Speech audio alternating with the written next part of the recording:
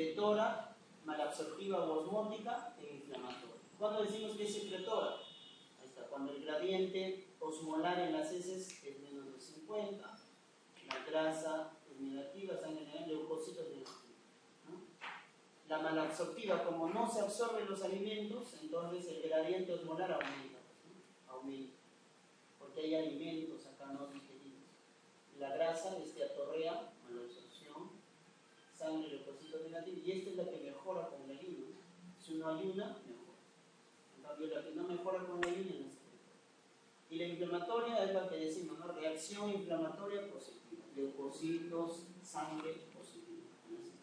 ¿Quiénes producen diarrea secretora crónica? Los tumores, hemos dicho, no se pueden olvidar, ¿no?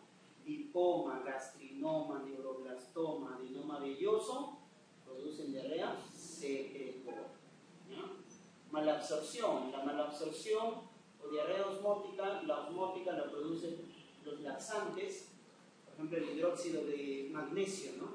En los antiácidos produce diarrea osmótica, la lactulosa, etcétera, producen malabsorción, ¿ya? Y de la inflamatoria, la enfermedad de Crohn, la colitis ulcerosa producen, ¿correcto?, diarrea inflamatoria. ¿Qué nos han preguntado? Mujer de 45 años con ingesta de clindamicina durante 18 días. Luego presenta colitis pseudomembranosa. Sabemos que el causante es la toxina de Clostridium difficile. Nos preguntan cuál es el tratamiento de elección. El tratamiento de elección es la vancomicina, pero por vía oral, no vancomicina parenteral, es vancomicina por vía oral. Muy bien. En los casos leve, moderado, microdiazo. En la deficiencia de la lactasa intestinal se produce. Entonces, ¿qué pasa en los niñitos que tienen intolerancia a la lactosa por déficit de esta enzima, de la disacaridasa? Van a tener una diarrea. Si no tengo esta enzima, entonces se van a perder carbohidratos, va a ser una diarrea malabsortiva, o también llamada osmo, ¿no? Porque los carbohidratos son osmolitos efectivos, jalan agua, ¿ya? Como en la lactulosa, ¿correcto? Como el hidróxido de magnesio. La enfermedad diarreica aguda caracterizada por transporte activo. ¿Quién hace transporte activo de solutos? Secretario. Secretor. La siguiente, la enterocolitis pseudomembranosa, el hecho más significativo a considerar como antecedente, ¿cuál es? El consumo de antibióticos de amplio espectro. Entonces, cuando me hacen mención eso, miren los que están más asociados, miren en la cabeza, el más asociado, fluoroquinolones, clindamicina y beta-lactano, ¿no? Penicilina y cefalexina. Doctores, cáncer gástrico. Muy bien, ¿qué nos han preguntado? El tumor maligno de estómago más frecuente es, bueno, se pregunta, adenocarcinoma, ¿no? El segundo es el linfoma, ¿ya? En esófago, el más frecuente es el carcinoma epidermoide, de tercio medio. Segundo lugar, tercio inferior, adenocarcinoma, en esófago. Y los tumores benignos más frecuentes, leiomiomas, los leiomiomas. ¿Cuál de las condiciones precancerosas está más relacionada al cáncer y requiere vigilancia estricta? La gastritis crónica atrófica, porque esa la produce sobre todo de localización antral, porque la produce el Helicobacter pylori. Y eso va a degenerar su factor de riesgo para lo que viene a ser un adenocarcinoma. Por ahí pueden pensar metaplasia, displasia, ¿no? Pero la metaplasia, la displasia es cuando ya, digamos, es la evolución del cáncer, ¿no? Es un precedesor del cáncer, precede al cáncer, la evolución. Es como que yo tengo acá el factor de riesgo, y ustedes saben, un factor de riesgo tiene múltiples caminos, ¿no? Pero este factor de riesgo justamente es la gastritis antral atrófica, ¿no? Esta gastritis antral se puede curar, se puede tratar, se puede mantener que no progrese, o puede degenerar a cáncer, tiene múltiples caminos. En cambio, la metaplasia, la displasia ya tomó el camino de cáncer, ¿no? Primero es metaplasia, luego displasia y luego cáncer. Entonces, no son factores de riesgo, sino es la evolución, ¿no? Son antecesoras al cáncer. Entonces, el factor de riesgo es este. cáncer de colon, no se olviden que el factor de riesgo importante es el pólipo. ¿Ya? En el estómago también, pero más en colon. Pólipo de origen adenomatoso, de tipo velloso y que mide más de 2 centímetros. A ese pólipo le tenemos miedo, porque ese pólipo va a degenerar en cáncer. Más de 2 centímetros, adenomatoso, de estirpe velloso. ¿Ya? Pero no se olviden que los pólipos más frecuentes en tubo digestivo son los pólipos hiperplásicos, que no degeneran a malignidad, ¿no? ¿Y cómo se llama ese síndrome que tiene pólipos y melanosis? Theuss-Jeghers, ¿no? Melanosis de las encías más pólipos. ¿Qué tipo de pólipos tiene Theuss-Jeghers? Pólipos amartomatosos. Pólipos amartomatosos. El cáncer gástrico se localiza frecuentemente en ¿dónde? En antro, en la localización antral. Aunque los últimos reportes están diciendo ya que cardios como que se están peleando, ¿no? Pero bueno, hasta ahora los informes registran al antro como la localización más frecuente, ¿no? De tipo ulcerativo. ¿Qué más nos han preguntado? Varón de 60 años desde hace 3 meses presenta llenura precoz, signo de alarma, disminución de peso también, sangrado, ¿no? Entonces, si yo tengo un paciente con síndrome constitucional, anemia, palidez, baja de peso, sangrado, son signos de alarma. ¿Qué hay que hacer automáticamente? Una endoscopia, ¿ya? Alta más biopsia. A partir de los 50 años ya se recomienda, ¿no? O a partir de los 45 años como screening, ¿no? Hacerse una endoscopia alta. Colonoscopia a partir de los 50 años. Pero si hay signos de alarma, independientemente de la edad, hay que hacerse una endoscopia. Los signos de alarma son baja de peso, sangrado digestivo, anemia, microcítica hipocrómica, o sea, ferropénica, llenura precoz, etc. ¿No? Están los síntomas. No se olviden de la metástasis linfática y peritoneal, ¿no? Hay ascitis, hepatomegalia, el ganglio de Virchow, adenopatía supraclavicular izquierda, el ganglio de Illich, axilar izquierda, el nódulo umbilical o de la hermana María José, se llama así, el nódulo de Bloomberg, es una masa al tacto rectal, ¿no? ¿Y cómo se llama cuando el cáncer hace metástasis a los ovarios? Tumores de Krukenberg. Tumores de Krukenberg. ¿Cómo me doy cuenta de este tumor en el ovario que es de origen gástrico? Por las típicas células en anillo de sello. Si en el ovario veo células en anillo de sello, eso ha venido de un adenocarcinoma gástrico. Esos son los tumores de Krukenberg, ¿no? Muy bien, entonces endoscopía más biopsia. Esta es la clasificación macroscópica, ¿no? Borman 1, polipoide, Borman 2, úlcera, Borman 3, úlcera infiltrativa, y Borman 4 es la llamada linitis plástica, mal pronóstico, ¿no? Borman 4, linitis plástica, ha infiltrado todo esto. ¿Cuándo llamamos cáncer precoz o early cancer? Cuando invade hasta submucosa, independientemente de los ganglios. Entonces, ¿qué es un cáncer precoz de estómago? Aquel que ha invadido hasta submucosa con ganglios positivos o ganglios negativos, cualquiera, independientemente de la toma de ganglios. ¿Ya? Bueno, entonces ese es el concepto de early cancer que tiene buen pronóstico, ¿no? Muy bien.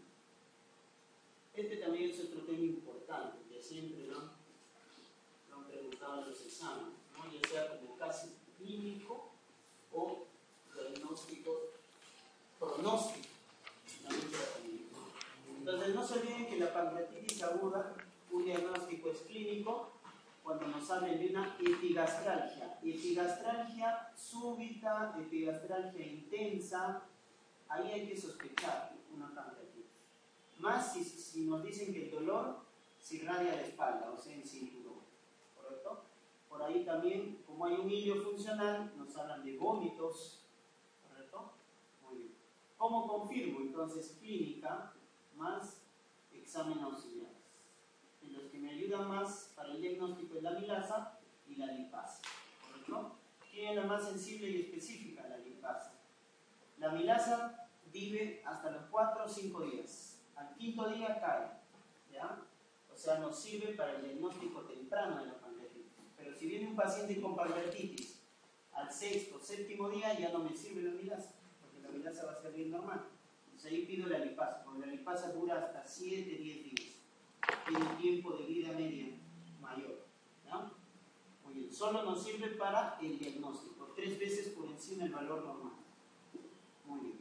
Una vez que hemos hecho el diagnóstico, no se olviden que lo importante de una pancreatitis es el pronóstico.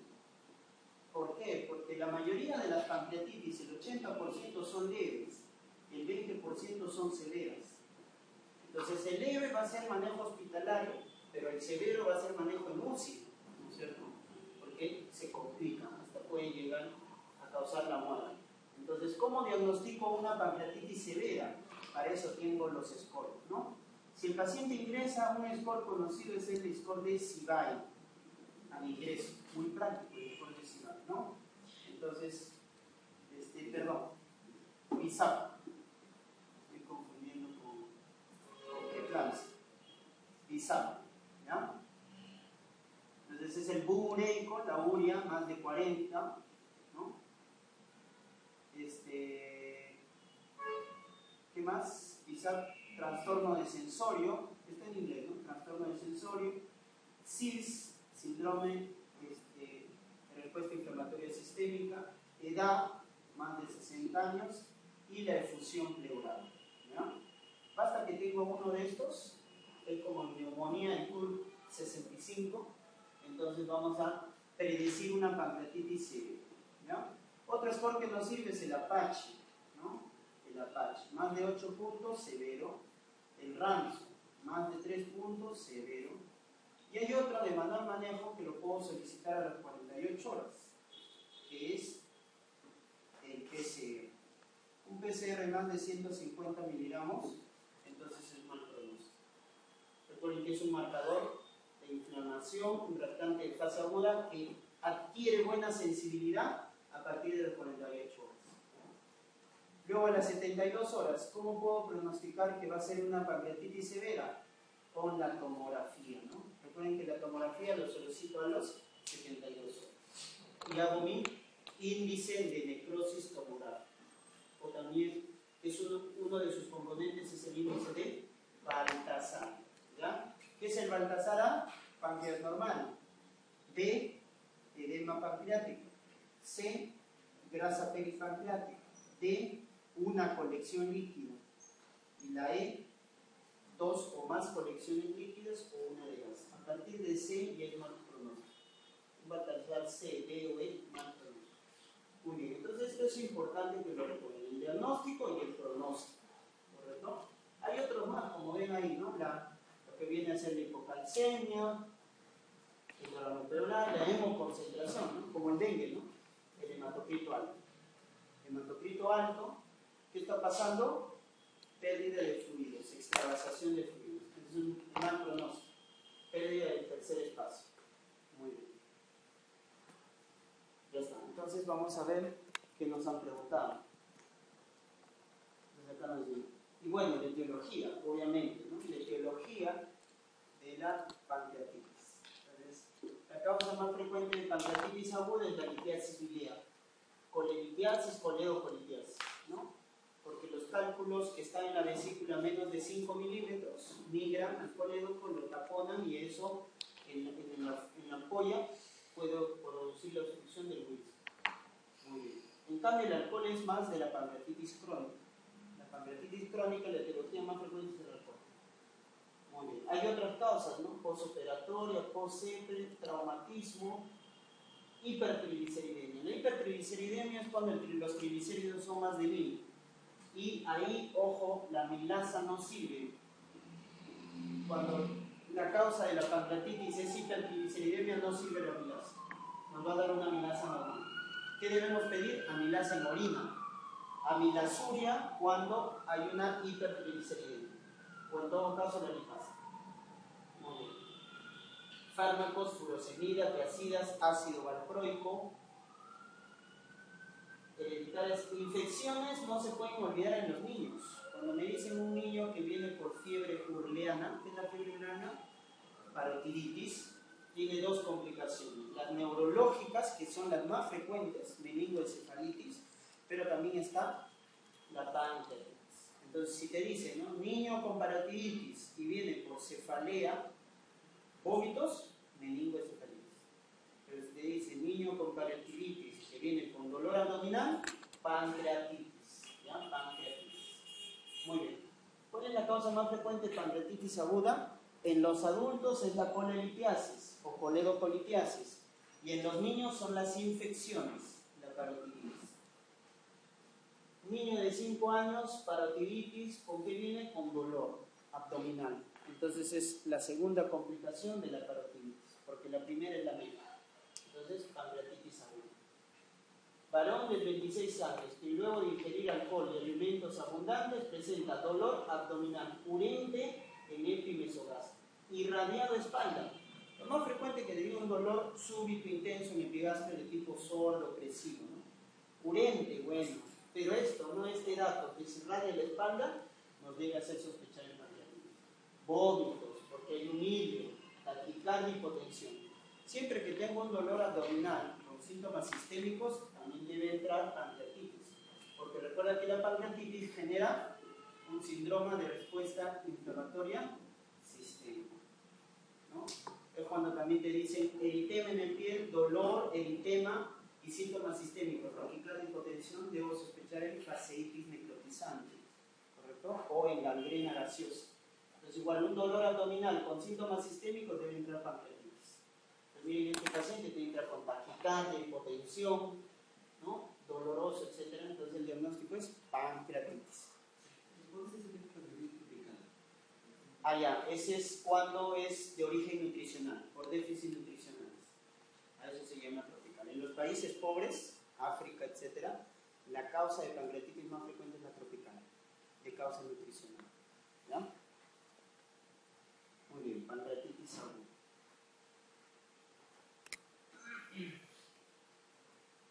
La siguiente. En la pancreatitis aguda del adulto, ¿cuál de los siguientes criterios no corresponde al de Ramsson? Entonces recordamos a Ramsson, ahí está, ¿no? El ingreso, acá está mal, corrijan, es leucocitosis, ¿no? Mayor, edad mayor, LDH, TGT, glucosa, correcto, y a las 48 horas, disminución de la hemoglobina, elevación de hipocalcemia, hipoxemia, etc. Entonces, ¿cuál de ellos no corresponde? La edad menor a 55, no es edad menor, es edad mayor a 55. Ahora recuerden que Ramsson nace para la etiología alcohólica, o sea, sirve más para la etiología alcohólica. Posteriormente se hace una para la biliar, que se parece, ¿no? Es muy parecido, solo cambian algunos términos en cuanto a valores. Por ejemplo, miren esta pregunta del INAM 2006. ¿Cuál de las siguientes afirmaciones acerca de los criterios de Ramsson no es correcto? Ya se eliminó estos tipos de preguntas, ¿no? Cuando nos dicen excepto, no es correcta, no. Ahora todas las preguntas son afirmativas, que a veces se hacen confundir. O sea, nos dicen no es correcta, o sea, nos están pidiendo el incorrecto, la falsa. Establece el pronóstico de la pancreatitis verdadero. Ramsson es pronóstico, igual que Apache, igual que Elizabeth. ¿Se basa en 11 criterios? Sí, 5 al inicio y 6 a las 48 horas. Por eso decimos, ¿no?, el Ramsson yo tengo que esperar hasta las 48 horas para ver el pronóstico. Entonces no nos sirve mucho, ¿no? Lo tengo que esperar hasta el segundo día. En cambio, el score BISAP y Apache nos sirven desde el ingreso. No tengo que esperar 48 horas. Bueno. B. Pancreatitis con 4 signos tiene mortalidad del 80%. Esa es la falsa. No, porque hemos dicho Ramsson más de 3, severo, pero la mortalidad llega a 30-40%. No 80 ya es muy alto, ¿no? Acá está mal, eso también correcto. La C. Se basa en 11 criterios. Es más útil en la pancreatitis aguda no relacionada a cálculos verdadero. Ramsson nace para la etiología alcohólica, no para la biliar. Entonces está correcto. La mejor respuesta es la D. Si se ven las tasas de mortalidad, llega hasta 30%, ¿no? A partir de 3 puntos, 3-4 puntos. Existe una variante para aplicar a la pancreatitis con cálculos biliares, sí. Nació para el alcohol, pero hay una variante para cálculos. La respuesta está en la B. Muy bien, la siguiente. ¿Qué es el signo de Grey-Turner? La lesión súbita en flanco, ¿no es cierto? En los flancos. Entonces eso nos dice hemoperitoneo. Es un signo indirecto de hemoperitoneo. Y una causa de hemoperitoneo es la pancreatitis. Necrohemorragia. Cuando yo veo este signo en un paciente, me asusto, ¿no? Porque es una pancreatitis severa. Y la otra es el signo de Cullen, que es la equimosis periumbilical. En cambio, Redrumer es inflamado. ¿Ya? Muy bien. Y en la pancreatitis, acá está. En un paciente con pancreatitis aguda, ¿cuál de los siguientes datos carece de valor pronóstico? Obesidad, sí. Índice de masa más de 30, mal pronóstico. Lo que no es pronóstico es amilasa y lipasa. ¿Ya? Eso no se olviden, amilasa y lipasa es diagnóstico. Amilasa y lipasa es diagnóstico. No se correlacionan con la salud. La más sensible y específica, lipasa. ¿Cuándo no nos sirve la amilasa? La amilasa no nos sirve para el diagnóstico de pancreatitis cuando la causa es hipertrigliceridemia. Cuando viene un paciente tardíamente, más de 5 días ya no, porque la amilasa ya cayó. ¿Cuándo más? Cuando el paciente tiene complicaciones locales, ¿no? Por ejemplo, un pseudoquiste pancreático, ya la amilasa siempre va a estar elevada. Cuando tú tienes una amilasa que tiene más de 5 días elevado, lo que puede estar pasando es que se ha formado un pseudoquiste pancreático, que es la complicación más frecuente a nivel local de la pancreatitis. Y a nivel sistémico es el derrame pleural o falla respiratoria como complicación sistémica más frecuente. ¿No? Los demás sí, ¿no? Proteína C reactiva, Apache, Ransom, todas son pronósticas. La que no es amilasa y lipasa. Muy bien. ¿Qué nos han preguntado acá? El manejo, ¿no? Entonces un paciente reposo, NPO, reposición hidroelectrolítica, oxígeno, analgésicos, petidina, son los de elección, opioides, aspiración nasogástrica, se está en un hilio funcional, soporte nutricional. No se olviden que esto es lo que evita la translocación bacteriana. Entonces mejor es alimentarlo por una sonda nasoyeyunal enteral, mucho mejor a la parenteral. ¿Cuándo indicamos la nutrición parenteral? Cuando el paciente está con un hilio persistente, ¿correcto? Entonces en ese caso indicamos ya la nutrición parenteral. Intervención endoscópica cuando el paciente está con una colestasis severa o colangitis y vemos pues que hay una coledocolitiasis, ¿no? Como causa de fondo. Y cirugía es el último recurso. ¿Cuándo se opera una pancreatitis? Tardíamente, ¿no? A partir de la segunda semana. A partir de la segunda semana se opera.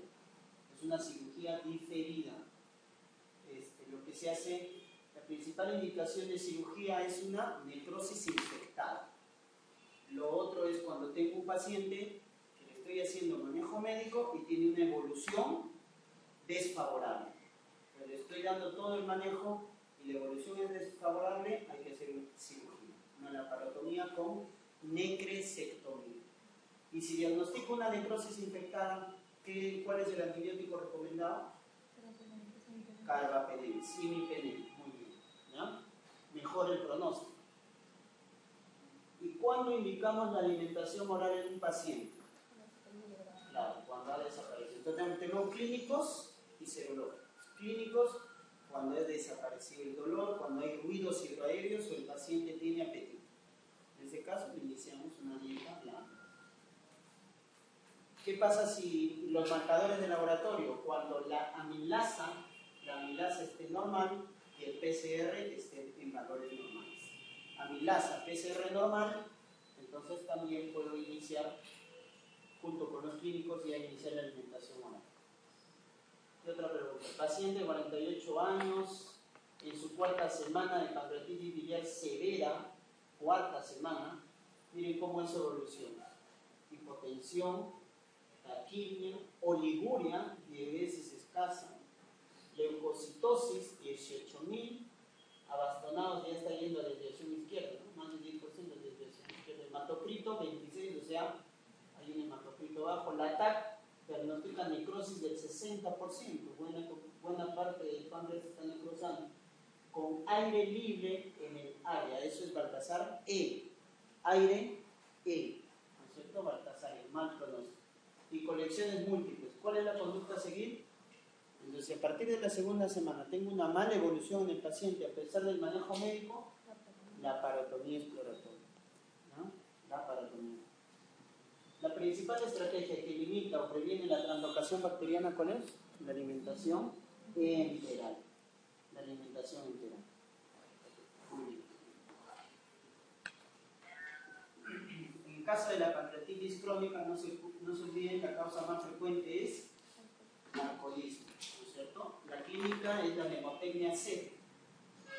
Calcificaciones intrapancreáticas, esteatorrea y diabetes. Cuando yo tengo eso en un paciente alcohólico, hay que sospechar pancreatitis crónica. Por eso, ¿cuál es el gol estándar para la pancreatitis crónica? La CEPRE, ¿no? La CEPRE, que va a detectar de forma más eficiente las calcificaciones pancreáticas. Claro, podemos utilizar la radiografía porque puede salir calcificaciones de páncreas o ecografía, pero el gol estándar es la CEPRE. ¿Qué era la E? Esteatorrea, diabetes y calcificaciones intrapancreáticas. Y una prueba también que nos ayuda bastante para pancreatitis crónica es los test funcionales, ¿no?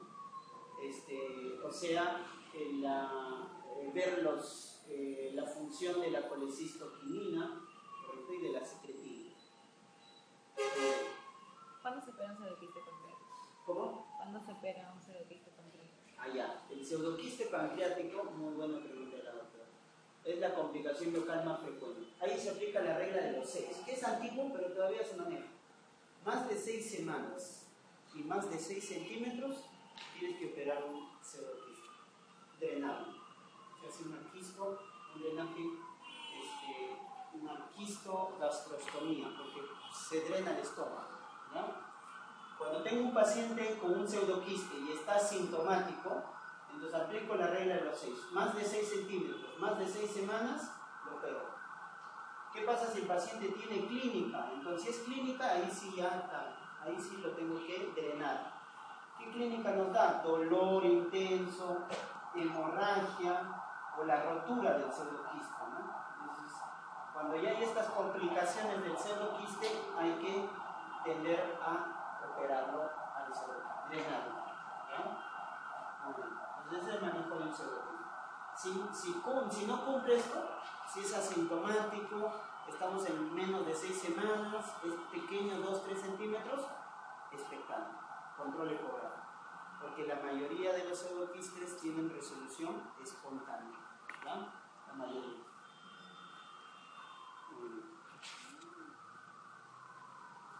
Ya. Pasamos a otro tema, la hepatitis. En el caso de la hepatitis, recuerden que la A y la E es por fecalismo, ¿correcto?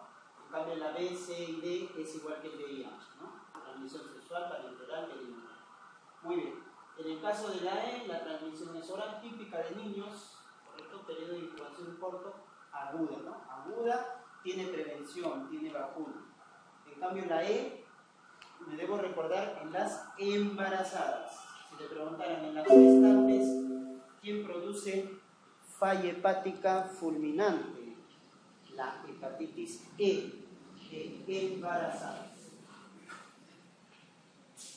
Muy bien, y ya tenemos la B y la C. La B y la C lo han preguntado frecuentemente por el pronóstico que tienen, son las que producen las hepatitis crónicas, ¿no?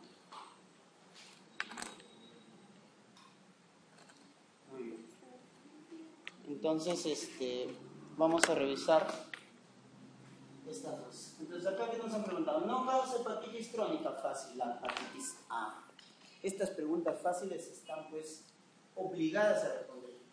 El ENAM, chicos, yo más o menos revisando todos los exámenes, el 70% de las preguntas del ENAM son básicas. O sea, son conceptos que ustedes deben manejar. 70 preguntas. Bueno, siendo ya más estricto, ya 50 son como estas, tal vez. Así ya término mínimo. Ya pongámosles 20 ahí intermedias, otras 20 que ya suben un poquito más, y 10 de hecho van a ser tantos. Entonces yo siempre les recomiendo que estas tómense su tiempo, porque las gráficas no pueden fallar. Con esto aseguran, es lo que llamamos las fijas, ¿no? Esas fijas no pueden fallar. ¿Ya? A veces te emocionas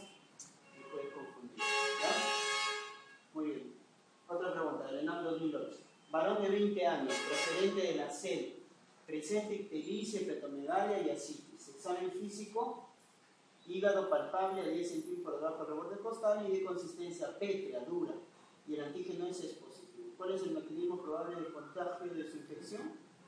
Pues esto es hepatitis B, ¿no? Recuerden que los marcadores de la hepatitis B. ¿Cuál es el primer marcador serológico que aparece en la sangre? El antígeno S. Es el primero que aparece. ¿Qué nos indica el antígeno S? Infección. Estoy infectado. ¿Quién neutraliza el antígeno S? El anticuerpo contra el antígeno S. Esto me indica curación. Me estoy curando.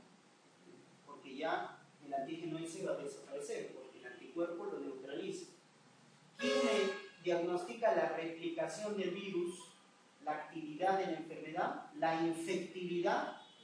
El antígeno E. Si el antígeno E es positivo, me habla de actividad. El virus se está replicando. Por lo tanto, si yo tengo una secreción y entro en contacto con otra persona, lo más probable es que le infecte. Por eso tú estás haciendo tu episiotomía y te pinchaste, vas rápido y le tomas antígeno S y antígeno E, porque con eso va a salir.